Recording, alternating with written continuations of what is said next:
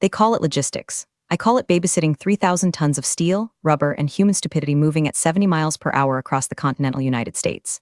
My name is Judy. For 22 years, I've been the invisible glue holding Arcadia freight systems together.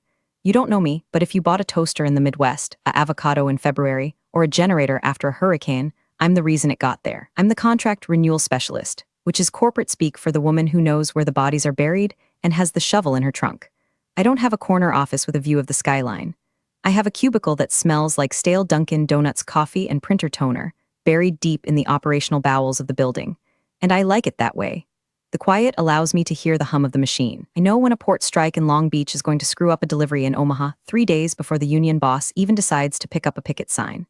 I know which trucking consortiums are padding their mileage and which ones will drive through a blizzard because they owe me a favor from 2008. But let's get one thing straight before I tell you how I burned this place to the ground. I didn't want to be a hero. I just wanted to do my damn job. Hey, real quick, before I get into the blood and guts of how I took down a billion-dollar empire with a single email, do me a solid and hit that subscribe button and upvote this story. It helps the algorithm know you like watching train wrecks in slow motion. Thanks. Now, back to the carnage. The problem started, as it always does, with a funeral. Old man Henderson, the founder, didn't die, but he retired to a vineyard in Tuscany that probably cost more than the GDP of a small island nation. He was a bastard, sure, but he was a bastard who knew the price of diesel. We respected each other. We had an understanding. I kept his trucks moving, and he kept the checks clearing. Then came Travis. Travis Henderson, 32 years old. MBA from a school his daddy paid for a library wing to get him into. Teeth so white they looked like they were radioactive. He walked into the CEO's office wearing a suit that cost more than my car, smelling like sandalwood and unearned confidence. He didn't know a pallet jack from a potato sack, but suddenly he was the captain of the ship. His first week, he installed a kombucha tap in the break room. His second week, he fired the entire janitorial staff to outsource for efficiency, which meant the toilets backed up within 48 hours. Month 3, he was walking around the floor with a woman named Crystal with a K, who was apparently our new director of vibes or operations liaison, or whatever title you give your side piece to get her on the payroll. I kept my head down. I'm a professional. I've survived 3 recessions, a global pandemic, and a cyber attack that required me to route trucks using a paper map and a payphone. I could survive Travis, or so I thought. The friction wasn't immediate. It was a slow grind, like sand in a gearbox. Travis didn't like me. I was legacy. I was analog. I was a middle-aged woman in a cardigan who refused to use Slack because I preferred to pick up the phone and scream at people until the job got done. To him, I was a relic. To me, he was a hood ornament on a Mack truck, shiny, fragile, and completely useless when you hit a deer. I remember the day the dynamic shifted. It was a Tuesday. I was deep in the weeds renegotiating a massive contract with the Gulf Coast Stevedores Union. These guys are tough. They eat nails for breakfast and negotiate with baseball bats. I had been on the phone with their rep, Big Sal, for 4 hours, massaging a 2% rate hike into a deal that would keep our Gulf shipping lanes open for another 5 years. Travis breezed by my desk, Crystal trailing behind him like a lost puppy in Louboutins. "Judy," he said, not stopping, just tossing the words over his shoulder like a gum wrapper. "We need to talk about your desk. It's cluttered, bad optics for investors." My desk was covered in bills of lading, manifests, and legal pads covered in my chicken scratch handwriting. It was the nervous system of the company. "I'm in the middle of the Gulf Coast renewal, Travis," I said, covering the receiver. "If I clean my desk, you lose New Orleans." He stopped. He turned around, giving me that pitying smile people give to confused elderly relatives. "We have software for that now, Judy. Move it to the cloud, and seriously lose the paper. It's 2024, he walked away. Crystal giggled. Big Sal was still on the line. "Everything all right, Jude?" "Fine, Sal," I said, lighting a mental cigarette because I quit the real ones 10 years ago and God, did I miss them. Just a minor glitch in the matrix. Now, about that overtime clause. I saved the deal. I saved the Gulf Coast lane. The company made $40 million on that contract alone over the next quarter. Did I get a thank you? No. I got an email from HR about the clean desk policy. But the breaking point wasn't work. It never is. It's always the personal disrespect that lights the fuse. It was mid-October. Peak season was ramping up.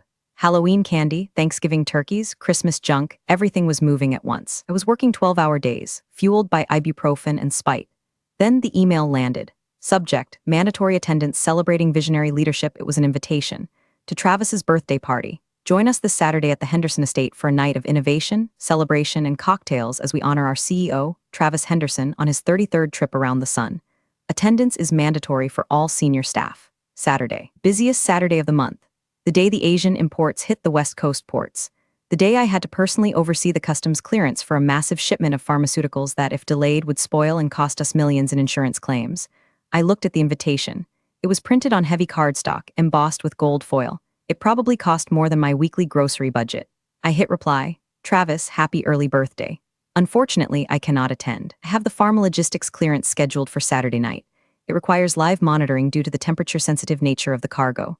Have a drink for me. Regards, Judy. I thought that was it. Professional, polite, reasonable. I was wrong. The next morning, the office felt different. You know that feeling when the barometric pressure drops right before a tornado touches down? The air was heavy. The phones were too quiet. People were looking at me, then looking away. I sat down, booted up my ancient desktop, and took a sip of my lukewarm coffee.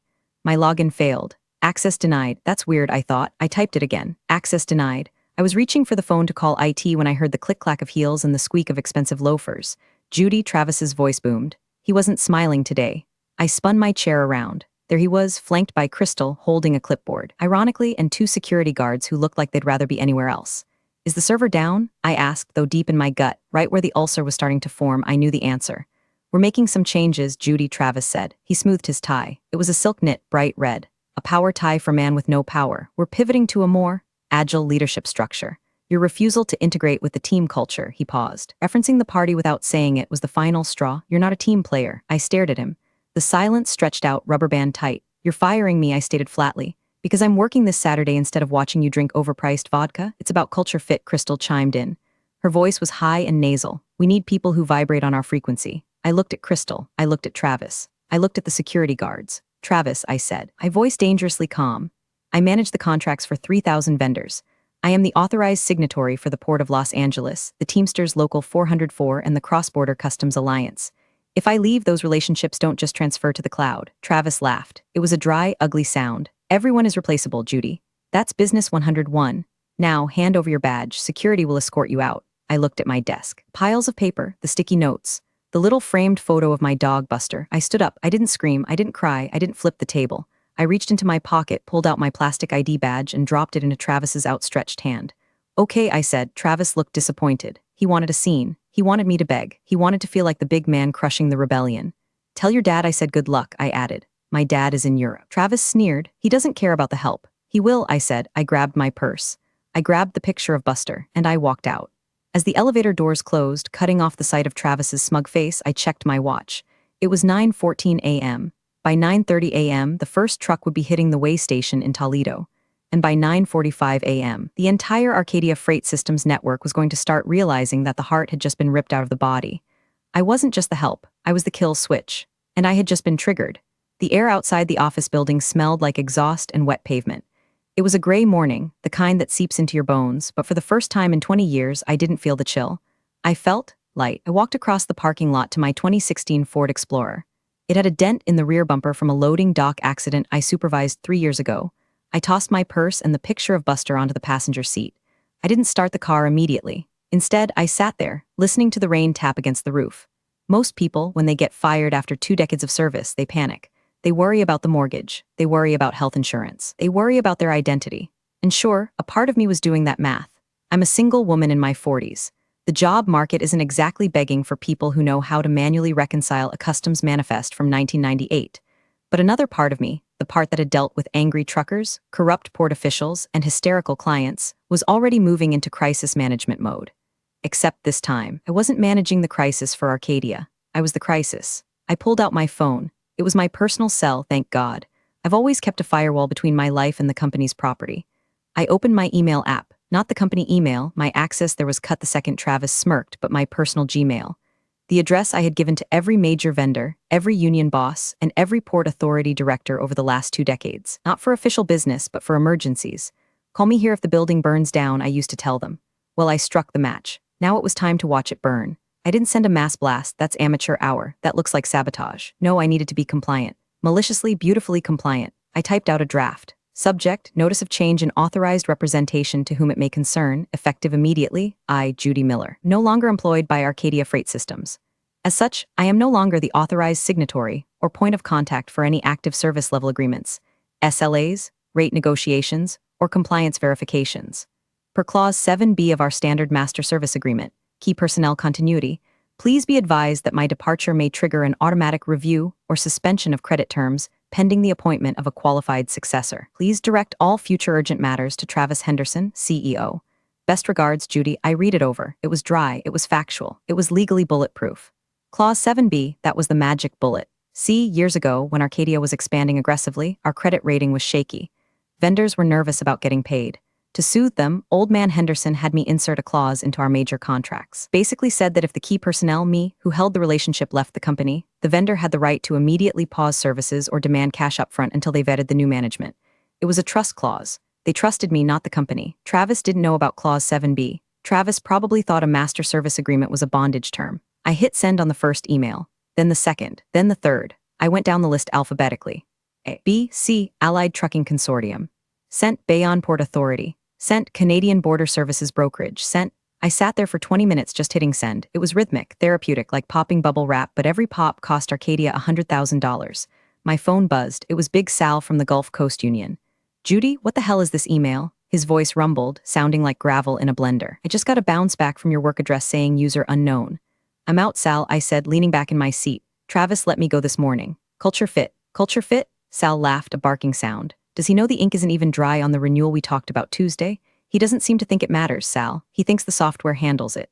Software don't buy me a beer when my guys are working Christmas, Sal grumbled. So, who's handling the dispatch for the chemical shipment tonight? That stuff is volatile. If my guys don't have the hazmat clearance codes signed by a certified officer. That would be Travis, I said, or maybe Crystal. She vibrates on a high frequency, Sal. I'm sure she can vibrate the hazmat paperwork through. Yeah, no, Sal said. I ain't risking my guys. If you ain't signing off, the trucks don't roll. Clause 7B, right? Clause 7B, I confirmed. Strict adherence to safety protocols. You got it, Jude. Trucks are parking. Enjoy your day off. The line went dead. I smiled, one domino down. I started the car and drove out of the lot. As I turned onto the main road, I passed a line of Arcadia trucks heading inbound. They looked so impressive, those big blue cabs with the silver logo. The drivers had no idea that in about an hour, their fuel cards were going to get declined because the fleet management vendor, Bob from FleetCor, whom I sent a Christmas card to every year, was about to read my email. I didn't go home. I couldn't sit in my apartment and stare at the walls. I needed a command post. I drove to the depot, a greasy spoon diner about 3 miles away. It was a trucker joint. Vinyl booths patched with duct tape, coffee that tasted like battery acid, and eggs that were cooked in grease older than Travis. It was perfect. I walked in. The waitress, Marge, nodded at me. She knew me. I'd spent many late nights here waiting for driver to show up. Coffee, hon? Marge asked. Keep the pot, Marge, and give me the Wi-Fi password again. I set up my laptop on the sticky table. My phone started buzzing again and again and again. Incoming call, Swift Logistics Dispatch. Incoming call, Newark Customs Broker. Incoming call, Travis Henderson, work. I stared at Travis's name dancing on the screen. I let it ring. He called again immediately. I let it ring again. I took a sip of the battery acid coffee. It tasted like freedom. I opened a new tab on my browser. I wasn't done yet. I had notified the vendors. Now I needed to notify the competitors, but not yet. That was too aggressive. First, I needed to let Travis sweat. I needed him to feel the silence of the phones not ringing in his office and the chaos of the phones ringing in everyone else's. I looked at the clock. 10:45 a.m. At 11 o'clock a.m., the daily cross-stock status meeting was scheduled to happen. Usually I ran it. I would tell the warehouse managers which trucks were late, which bays were open, and which orders were priority. Today, Crystal would be running it. I imagined Crystal standing in front of a room full of grizzled warehouse foremen, holding her clipboard, trying to explain why half the inbound fleet was parked on the side of the highway and why the customs brokers were demanding to speak to a Judy. Sorry, guys, I whispered to the empty diner booth. The frequency is about to get real low. Then a text message popped up, not from a vendor, from Linda, the payroll manager. She was a good egg. Quiet, religious, baked excellent brownies. Linda, Judy, OMG, are you gone? Travis is screaming in the hallway. He says you sabotaged the server. He can't access the vendor portal. I chuckled. I didn't sabotage anything. I just had the 2-factor authentication code sent to my personal cell phone. Because IT, which was outsourced to a cheap firm in generic overseas location, had set it up that way 5 years ago and never changed it. I texted back. I didn't touch the server, Linda. But tell him the 2FA code expires in 60 seconds. He might want to hurry. I didn't send him the code. I just took a bite of my toast. The war had begun, and I had the high ground. The diner was filling up with the lunch rush. Drivers, construction workers, guys with names like Mac and Bud wearing neon vests. It was a symphony of clattering plates and blue-collar gossip. In the middle of it, I was the conductor of a silent orchestra of disaster. My laptop screen was a dashboard of my own making. I had a tracking site open, publicly available. By the way, monitoring the movements of Arcadia's fleet. Red dots were appearing on the map. A red dot meant a truck was stationary for more than 30 minutes. There was a cluster of red dots forming outside of Chicago.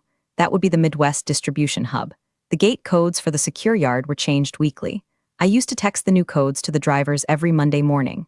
Today was Tuesday. We had a security protocol update that required a manual reset. I hadn't done the reset before I left. Travis, in his infinite wisdom, probably didn't even know the gate had a code. He probably thought it opened by magic or the sheer force of his charisma. My phone buzzed. A text from a number I didn't recognize, but the area code was 212 New York. Text, Miss Miller. This is Davidson, legal counsel for Atlantic Heavy Haul. Our trucks are locked out of the Arcadia yard in Jersey. Your office is unresponsive. Are we in breach or are you? I typed back, Mr. Davidson. I am no longer with Arcadia. Please refer to Clause 7B. I cannot authorize entry. Good luck. 3 minutes later, another red dot appeared on the map in New Jersey. It was working. The system wasn't breaking, it was freezing. It was a safety mechanism, like when the human body goes into shock to preserve the vital organs. The vendors were protecting themselves because the guarantor of their safety, me, was gone. I ordered a refill on the coffee. Marge poured it with a heavy hand. You look like you're planning a bank heist, sugar, she said, eyeing my laptop. Better, Marge, I said, I'm auditing one. At 12:30 p.m. my phone rang. It wasn't Travis this time. It was the frantic, breathless voice of Crystal. I debated not answering, but curiosity is a vice and I'm a sinner. This is Judy, I answered, my voice professional, calm, the voice of a woman who isn't currently watching a company implode. Judy, Crystal shrieked. She sounded like she was crying or hyperventilating. You have to give us the passwords. The drivers are calling the police. They're stuck at the gates. Crystal, I said gently. I don't have the passwords. They're on the server. We can't get into the server. Keeps asking for codes sent to your phone. Ah, I said, that's the two-factor authentication. Security protocol, very important for data integrity. Well, give me the code, she screamed. I can't, Crystal. I'm a civilian now. Sharing security credentials with unauthorized personnel is a violation of the Computer Fraud and Abuse Act. I could go to jail. You wouldn't want that, would you? There was a silence on the other end. A stunned, baffled silence. But Travis says you're holding the company hostage. Travis fired me, Crystal, effectively immediately. That means my clearance is revoked. If I give you that code, I'm hacking. I won't break the law for a company I don't work for. I'm putting you on speaker, she hissed. Judy, it was Travis. His voice was tight, strained. The arrogance was cracked, leaking panic. Stop playing games. Give us the code or I'm suing you for corporate sabotage. Travis, I said, leaning into the... You fired me for culture fit. You said I was replaceable. Surely your agile leadership team can figure out how to reset a password with the IT provider? We called IT. They said the account admin has to authorize the reset. That's you. Sounds like a flaw in your org chart, I said. I'd suggest you call the IT provider's emergency line. It costs $5,000 a minute, but they can override it in, oh, maybe 24 hours. 24 hours. Travis exploded. We have 400 tons of frozen seafood sitting in Miami. It'll rot. Seafood, I mused. That's tricky. You need the reefer units running. Did you renew the fuel cards for the refrigeration trucks? Those expire on the 15th of the month. Today is the 16th. I usually handle that manually because the automated system glitches with the Florida vendors. I heard a thud. It sounded like someone punching a desk. Fix it, Judy. Come back in. Fix it and maybe we won't sue you. Are you offering me my job back? I asked. I'm offering you a chance to not be destroyed. He yelled. No thanks, I said. I'm busy. I'm cleaning my apartment. Feng shui, very important for the vibes. I hung up. I stared at the phone. My hand was shaking slightly, not from fear but from adrenaline. I had just hung up on the CEO of a billion-dollar company. I looked at the map. More red dots. A cluster in Miami now. Seafood? I felt a twinge of guilt. Not for Travis, but for the seafood and the drivers. The drivers were the innocent pawns here. I opened my contact list. I found the number for Miami Mike, the foreman at the cold storage facility where our trucks were likely idling. I texted him, Mike, it's Judy, I'm out. The kid is driving the bus off a cliff. The fuel cards are gonna bounce. Don't let the drivers sit there. Tell them to decouple and hook up to the shore power at your yard. Charge it to the emergency contingency account. I set it up 3 years ago. It's pre-funded. Mike texted back instantly, Roger that, Mama Bear. I heard the news. We got you. Screw the kid. We'll save the shrimp, but we ain't releasing the trucks until you say so. I smiled. The shrimp were safe. The drivers were safe. Travis was screwed. I realized then that I wasn't just unemployed. I was a freelancer, and my currency was influence. I closed the laptop. The diner rush was dying down. I needed to make a move. Sitting here was reactive. I needed to be proactive. I thought about who stood to gain the most from Arcadia's collapse. Global Logistics Corp, GLC, our biggest rival. Their regional VP, a shark named Marcus Thorne, had been trying to poach me for a decade. I always said no out of loyalty to Old Man Henderson. Loyalty is a two-way street, and Travis had just paved over it. I picked up my phone. I dialed Marcus's number. He answered on the second ring. Judy Miller, his smooth baritone voice purred. To what do I owe the pleasure? Did you finally get tired of saving the world for peanuts? I'm free, Marcus, I said. Free? Fired this morning. There was a pause, a thoughtful, expensive pause. Where are you? He asked. At the depot on Route 9. Stay there, Marcus said. I'm sending a car, we have lunch, and we talk about the future. Marcus, I said, one thing, yes, I'm not coming alone. Oh, I'm bringing the Port of Los Angeles, the Gulf Coast Union, and the Canadian Border Control with me. I could practically hear him smiling through the phone. I'll send the limo, he said. A black Mercedes S-Class pulls up to a truck stop diner. It sticks out like a diamond in a pile of coal. The driver, guy who looks like he doubles as a bouncer for a high-end club, opens the door for me. I grab my beat-up tote bag and my laptop. Marge behind the counter whistles. Moving up in the world, Judy? Just a different kind of ride, Marge, I say. I slide into the back seat. It smells like new leather and money. As we glide onto the highway, heading toward the business district, I check the news on my phone. Nothing on the major networks yet. Logistics is boring until it breaks, but the industry trade blogs are lighting up. Freight Waves headline, Arcadia Systems reporting major IT outage, ports gridlocked. The Lodestar, who is Judy Miller? Why truckers are refusing to move for Arcadia Freight? I almost laugh, I'm trending. In the weirdest, nerdiest corner of the internet, I am a celebrity. My phone vibrates, a voicemail, it's from my mother. Linda, the payroll manager, must have called the prayer circle. Judith, my mom's voice quavers. Pastor Dave heard you were fired. We're praying for you. Also, Aunt Barb wants to know if you can still get her that discount on shipping a pallet of ceramic frogs from Mexico. Call me. I rub my temples. Even in the apocalypse, Aunt Barb needs her frogs. We arrive at the Obsidian, a steakhouse downtown where the waiters wear tuxedos and the water costs $9. Marcus Thorne is waiting at a corner table. He looks like a Bond villain who decided to go into supply chain management instead of world domination. Perfectly tailored suit, gray temples, eyes that calculate profit margins in real time. Judy, he stands, offering a hand. You look energized. I look like I've been fired, Marcus, I say, sitting down. Let's cut the crap, you know what's happening. I do, he nods, signaling the waiter. Our dispatchers are reporting a massive uptick in spot market requests. Arcadia loads are being dumped on the open board.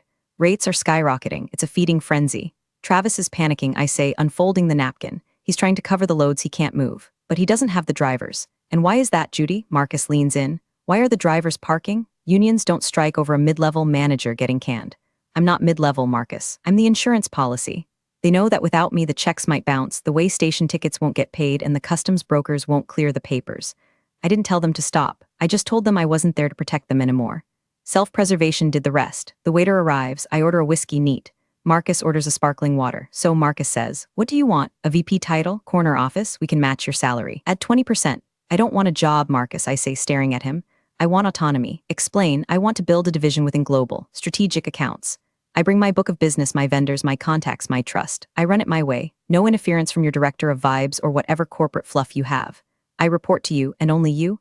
And if I say a truck moves, it moves. If I say we pay a premium to get a driver home for Christmas, we pay it. Marcus taps his finger on the table. You're asking for fiefdom. I'm offering you an empire, I correct him. Arcadia is bleeding out. By tomorrow morning, their major clients, Amazon, Walmart, Target, will be looking for a lifeboat. I can be that lifeboat, but I steer the ship.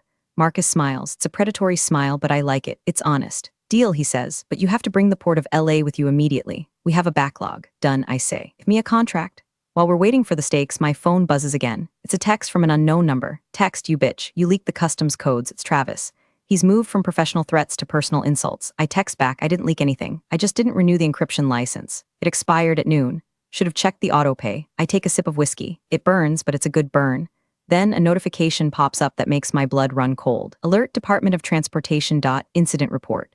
Arcadia Freight Vehicle 404 involved in multi-car pileup on I-80. Hazmat spill. My stomach drops. Hazmat, that's the chemical load Big Sal was worried about. I call Sal immediately. He answers on the first ring. Judy, tell me you saw it, Sal says. He sounds shaken. I saw the alert. Was it one of ours? Yeah, but listen. It wasn't one of my guys, it was a scab. Non-union driver Travis hired off a digital freight board an hour ago to move the load because we refused. Oh my God, I whisper. The kid didn't have the hazmat endorsement, Judy. He took a corner too fast, jackknifed. Leaked industrial solvent all over the interstate. EPA is en route. This isn't just a delay anymore. This is a federal investigation.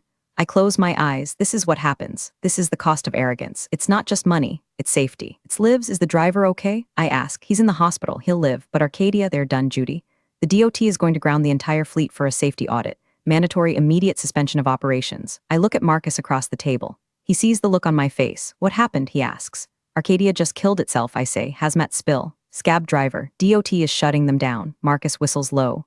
The stock is going to zero. Travis doesn't just need a lawyer, I say, standing up. He needs a priest. I grab my bag. Where are you going? Marcus asks. We haven't signed the papers. Draw them up, I say. I have to go make sure none of my people get dragged down with the ship. And then I have to have a conversation with a very angry father.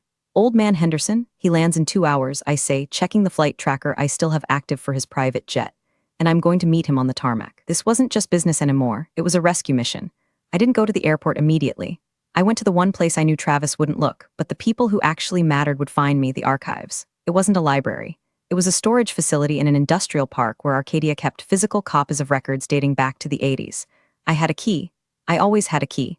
I needed the original indemnity clauses signed by Old Man Henderson, ones that explicitly stated that safety compliance was the sole responsibility of the active CEO. I needed to prove that when I walked out, the chain of custody broke, and the negligence was 100% on Travis. I was digging through a box marked 2015 Hazardous Materials Protocols when the metal roll-up door rattled. I didn't flinch. I knew who it was. "You're trespassing, Judy." I turned around. It was Saul Goodman. No, that's not his name, but it might as well be. Arthur Banks, Arcadia's general counsel. 60 years old, suit that cost more than my car, eyes that had seen everything and felt nothing. "It's not trespassing if I still have the key, Arthur," I said, holding up a file. "And technically, I'm doing discovery for my own defense." Arthur sighed and walked in. He didn't look angry. He looked exhausted. He pulled a handkerchief from his pocket and wiped a spot on a dusty filing cabinet before leaning against it. "The DOT is swarming the HQ," Arthur said. "They seized the servers. Travis is locked in his office crying. Literally crying, Judy. Crystal is live streaming an apology on TikTok. It's grotesque. He hired a scab for hazmat load, Arthur." "What did he expect?" "He expected you to fix it," Arthur said quietly. "He thought you were bluffing. He didn't realize that you were the system." "I didn't break it, Arthur," I said, my voice hard. "I just stopped holding it together." "I know," he said. "That's why I'm here. The board is holding an emergency meeting tonight. They want to offer you a settlement, a big one, to come back, to talk to the DOT, to say this was a miscommunication during a transition." I laughed. It echoed in the cold storage unit. "A miscommunication? A guy is in the hospital. EPA is scrubbing solvent off I-80. You want me to go under oath and say that's a whoopsie?" "We want you to save the company," Arthur said. "For the employees, for Linden payroll, for the drivers. I am saving them," I said. "I'm moving them. I'm taking a job with Global, Arthur. And I'm taking the good people with me." Arthur's face fell. He knew what that meant. It was the death knell. "And Henderson?" Arthur asked. "Does he know?" "He knows the stock is tanking. He doesn't know why. But he lands in 40 minutes. He's going to blame you," Arthur warned. "He's a father first, a businessman second. He'll see this as betrayal. He can see it however he wants," I said, tucking the file into my bag, "but he's going to listen to me." I walked past Arthur. He didn't try to stop me. "Judy," he called out as I reached the door. I paused. "That email regarding Clause 7B? He said. "Brilliant. Evil, but brilliant." It tied my hands completely. I couldn't even threaten the vendors legally because they were contractually obligated to pause. "Read the fine print, Arthur," I said. "I wrote it." I drove to the private airfield on the outskirts of the city. The rain had stopped, leaving the sky a bruised purple. I parked near the fence, watching the runway lights flicker on. A Gulfstream G650 descended from the clouds, sleek and white. It touched down with a screech of tires that sounded like a scream. Founder was home. I didn't go to the plane. I wasn't allowed on the tarmac. I waited by the gate where his driver usually picked him up. But the driver wasn't there. The driver was probably stuck in the chaos at HQ, or maybe he'd quit too. The plane taxied to the hangar. The stairs lowered. Old Man Henderson descended. He was 72, but he moved like a linebacker. He was on his phone, shouting. Even from 50 yards away, I could see the rage radiating off him.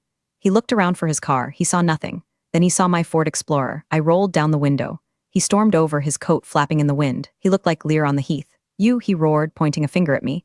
"You ungrateful, treacherous, get in, Walter," I said, using his first name. I never used his first name. He stopped. The shock of it silenced him for a second. "Get in," I repeated. "Your driver isn't coming. Travis fired the dispatch team, so nobody told the limo service your flight was early. I'm the only ride you have." He stared at me, his face red. He looked at the empty parking lot. He looked at his phone, which was likely blowing up with bad news. He yanked the door open and climbed into the passenger seat. "Drive," he growled, "and start explaining why my company is worth half of what it was this morning." "Put your seatbelt on, Walter," I said. "Shifting into gear, it's a long story. And it starts with a pair of Lululemon leggings and your son's ego." We peeled out of the airfield. The king and the exile, riding in a 2016 Ford Explorer. "You destroyed my legacy," he spat, staring out the window. "No, Walter," I said, merging onto the highway. "I just turned the lights on. You're the one who left the kids alone with matches. Travis said you hacked the system. Locked him out. Travis doesn't know the difference between a hack and an expired password. I left. The system followed me. That's not sabotage, Walter. That's gravity." He stayed silent for a mile. "The accident," he said, his voice softer, older, "is the driver. He's alive. But the EPA fines will bankrupt the liquidity you have on hand. I have reserves. Not enough to cover a gross negligence suit when the DOT finds out your CEO hired a non-certified driver via an app because he fired the compliance officer." He turned to look at me. His eyes were cold blue steel. "So you want your job back, is that it? You want a raise? You want me to fire Travis?" "I don't want my job back," I said. "I'm done, Walter. I'm just doing this courtesy ride so you don't hear it from the news." "Hear what?" "That I'm taking the supply chain with me, to Global." The silence in the car was deafening. It was the sound of an era ending. "You wouldn't," he whispered. "I already did. The Port of LA signed the transfer request 10 minutes ago." He looked like he might have a stroke. But then a strange thing happened. He slumped back in the seat and he started to laugh, a dry, wheezing chuckle. "Clause 7B, he muttered. "I remember when you wrote that. I told you it was overkill." "It was insurance," I said, "and you cashed it in." "I had to. We were approaching the HQ. Police lights were flashing in the parking lot. News vans were set up on the lawn. It looked like a crime scene. "Drop me at the back," he said. I drove around to the loading docks. The place where I started 20 years ago. He opened the door. He paused, one foot on the pavement. "Judy," he said. "Yeah, Walter, if I fire him, if I fire Travis, will you stay?" I looked at the loading dock. I looked at the crumbling concrete. I looked at the empire I had built with my own blood and stress. "No," I said. He nodded. He understood. He slammed the door and walked toward the chaos, a king returning to a burning castle. I put the car in reverse. I didn't watch him go. I had a contract to sign with Marcus. The contract with Global Logistics Corp was thick, 50 pages of legalese on bonded paper. Marcus Thorne sat across from me in his office, which, unlike my old cubicle, had a view of the entire city, including the smoke rising, metaphorically mostly, from Arcadia's headquarters 3 miles east. "Standard non-compete is waived," Marcus said, tapping a section with a Montblanc pen. "We've also added the autonomy clause you requested. You answer to me and the board, no middle management." I read the text. It was everything I had ever wanted. Respect, authority, pay that actually reflected the fact that I never slept. But as I held the pen, I felt a strange heaviness. I wasn't just signing a job offer. I was signing a death warrant for the place I'd spent half my life. "Cold feet?" Marcus asked, watching me closely. "Phantom limb pain," I replied. "I spent 20 years building that network, Marcus. It feels weird to sell it." "You're not selling it, Judy. You're rescuing it. Arcadia is radioactive. If those vendors don't move to us, they go under. The small trucking companies, the mom-and-pop warehouses, they need a host. You're the host." He was right. That was the brutal logic of the supply chain. "Move or die." I signed. Judith Miller, Senior Vice President of Strategic Operations. "Welcome to the dark side," Marcus smiled, sliding a glass of champagne toward me. "I prefer to think of it as the winning side," I said, ignoring the drink. "Now, can I get a phone? Have work to do?" For the next 6 hours, I sat in a leather chair that cost more than my first car and dismantled my old life. I called the port of Los Angeles. "Judy, thank God, we have containers stacked to the moon. Arcadia isn't answering. What do we do?" "Reroute to Global Code 884, I said. "I'm authorizing the transfer." "You're at Global?" "Okay, switching the manifest now." I called the Consortium of Midwest Truckers. "Hey boys, it's Judy. I heard about the crash. Listen, if you want your invoices paid this week, you need to bill Global. I'm fast-tracking the vendor setup. We're with you, Judy? Just tell us where to drive." It was a landslide, a mass migration. By 8 p.m., I had moved 60% of Arcadia's active volume to Global. My phone buzzed, a text from Linda at Arcadia. "Linda, it's a bloodbath here. Walter fired Travis. Security escorted him out. He was crying, Judy. Actually crying. Walter is in the conference room. He looks old. He's asking for you." I stared at the screen. Travis was gone. The witch was dead, but the house had already fallen. "Marcus," I said, "I need to step out." "You just started," he frowned. "I need to close the loop," I said. I drove back to Arcadia. The news vans were gone, but the police tape was still up around the hazmat area. The building looked dark, except for the lights on the top floor. The executive suite. My badge didn't work, obviously. I buzzed the intercom. Security, a tired voice answered. "It's Judy," I said. There was a pause, then the buzzer buzzed. I walked through the lobby. It was empty, a ghost town. The Employee of the Month plaque still had a picture of Crystal on it. I resisted the urge to rip it down. I took the elevator up. The executive floor was silent. I walked past Travis's office. The door was open. It was trashed. Papers everywhere. Broken vase, a spilled kombucha on the rug, the smell of failure. I walked to the boardroom. Walter Henderson was sitting at the head of the long mahogany table. He was alone. A bottle of scotch was open in front of him. He looked up when I entered. He looked shrunken, defeated. "You took them all," he said. It wasn't a question. "I took the ones who wanted to survive," I said, remaining standing. "Global stock is up 8% in after-hours trading," he muttered. "Arcadia is." Quotable trading halted. He poured 2 glasses of scotch. He slid one down the table. It stopped right at the edge near me. "I fired him," Walter said. "Travis. I cut him off, disinherited him. He's gone. That's good, Walter. But it's a day late. I know." He slammed his hand on the table. "I know. I trusted him. He's my son. He's an idiot, Walter, and you knew it. But you let him play CEO because you wanted a legacy. And what is this?" He gestured around the empty room. "Is this my legacy?" "No," I said, picking up the glass. "I am." He stared at me. "I trained the people who actually run this place. I wrote the contracts. I built the relationships. You provided the capital, Walter, but I provided the competence. And when you let that competence walk out the door, you lost the right to the legacy." I downed the scotch. It was expensive. Smooth. "I offered you the COO job," he said quietly. "In the car. You said no because I don't want to fix your mistakes anymore," I said. "I want to build something new with Marcus Thorne." He sneered. "He's a shark." "He's a shark who knows not to bite the hand that feeds the logistics network," I said. I put the glass down. "I came here to tell you one thing, Walter, Linda, in payroll and the warehouse team, and the dispatchers. Don't screw them. Give them their severance. If I hear that one paycheck bounces, I will poach every single remaining employee you have and leave you with nothing but the copper wire in the walls." Walter looked at me. For a moment, I saw the old fire in his eyes, the respect. "They'll be paid," he said. "Good." I turned to leave. "Judy," he said. I stopped. "You were the best I ever had," he said. "I know," I said. "That's why it cost you so much to lose me." I walked out. I took the elevator down. I walked to my car. I deleted the emergency contact list from my personal phone. They were all in the global database now. I was done. You'd think that after destroying a $1 billion company, I'd go home and sleep for a week.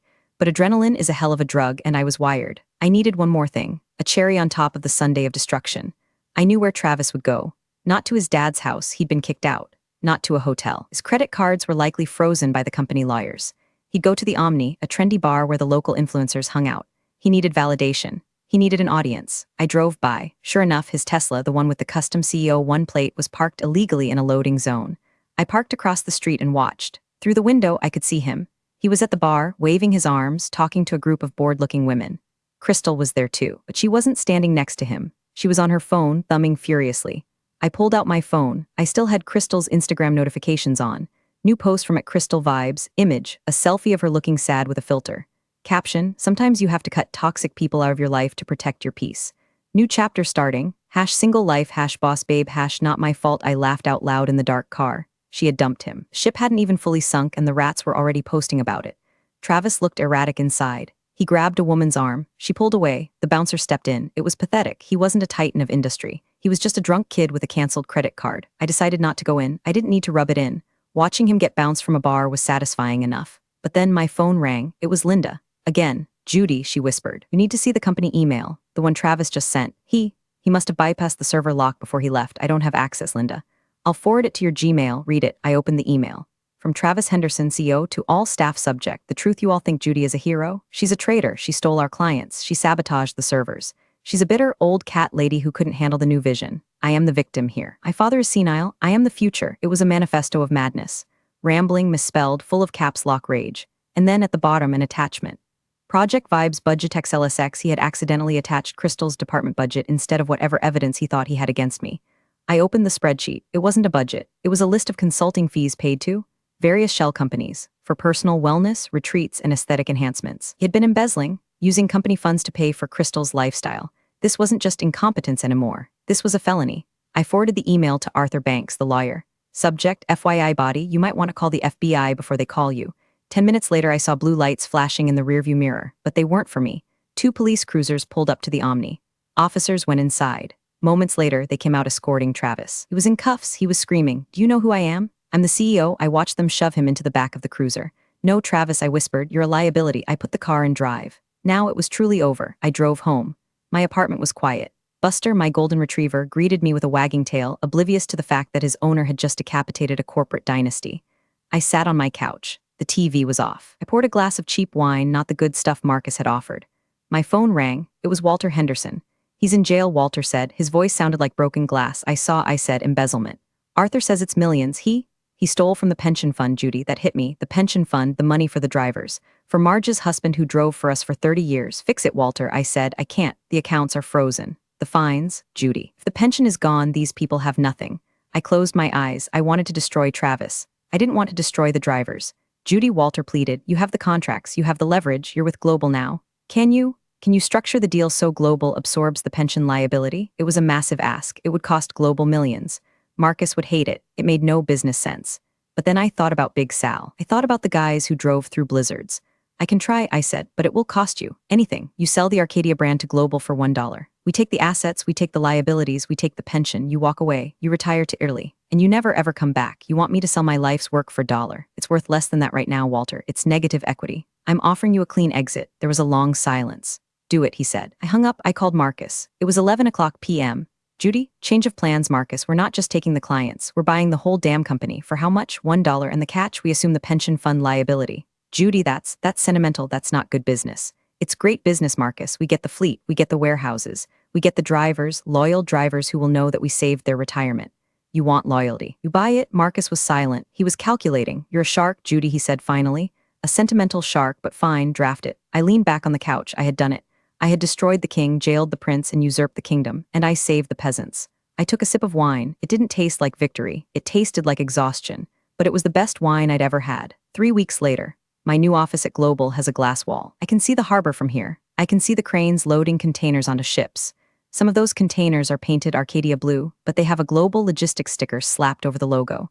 We're calling it the acquisition of the decade. Forbes wrote an article about it. They called me the Iron Lady of Logistics. I hate it, but I framed it for my mom.